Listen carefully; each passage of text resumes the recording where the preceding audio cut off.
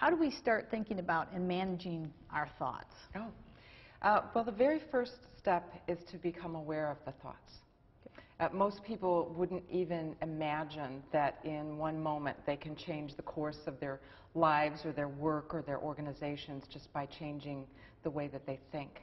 And most of us haven't even thought about our thoughts. Right. Well, and even you mentioned even in the book and that somebody may have even on average over 60,000 thoughts a day, which that number seems huge. It is huge. And for me, when I started to watch my thoughts, I noticed that it wasn't like I was having 60,000 new and unique thoughts every moment.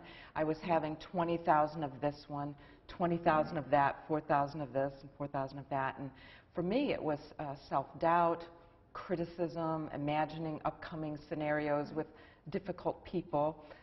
That's what I was filling my thoughts with. And when I know that everything that we say, do, and create first begins in a thought, and that's what my head was filled with, I thought it was amazing that I ever got anything done, much less what was significant and really important to me. Right.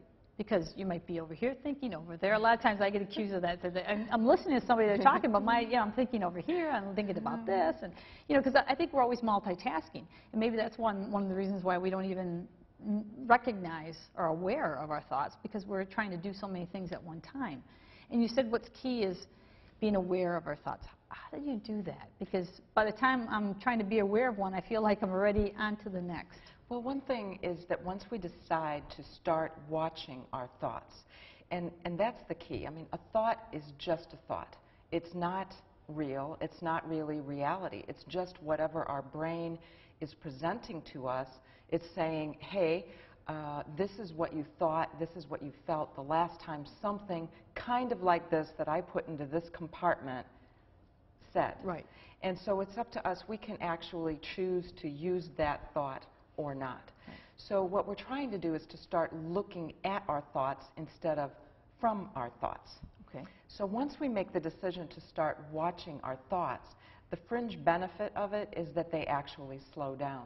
Really? So they do slow down, and so you can see them, and you can see what they are, and then many of those 60,000 thoughts actually go away. Okay. So plus, I'm sure a lot of them are the same repeat ones.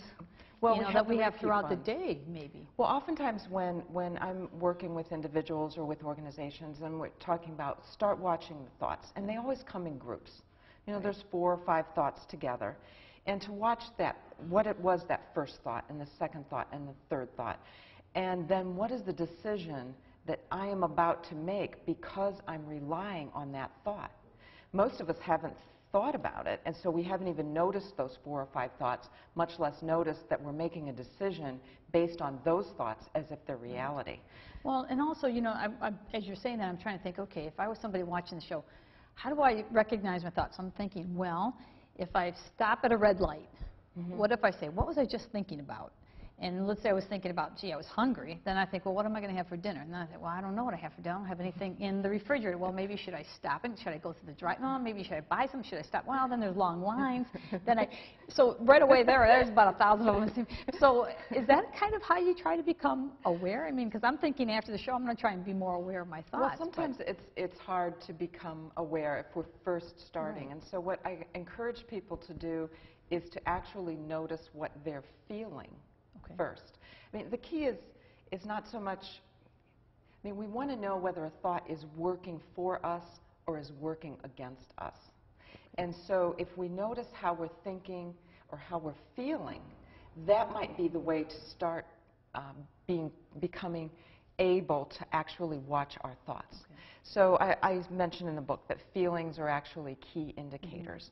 And oftentimes we're told, well, feelings have no place in the business environment or if we're making an important decision. And it's really just not true. What we're really saying is that there's no place for excessive feelings or feelings that are causing us to not see reality. Okay. So if we do watch our feelings and how we feel, if we don't feel good, if we don't feel powerful, if we don't feel at peace or inspired as we're thinking a thought, that thought is not working for us. So for many folks, it's actually easier to start noticing, how am I feeling right now? Is my head tense? Is my neck tense? How's my gut feel? Or how do I feel in here? And then if they notice that they're not feeling well, then they can notice the thought they're having at that moment. And then that's a key indicator that that thought at that moment is not working for them, and then they can start thinking about what they would choose to think instead. Okay.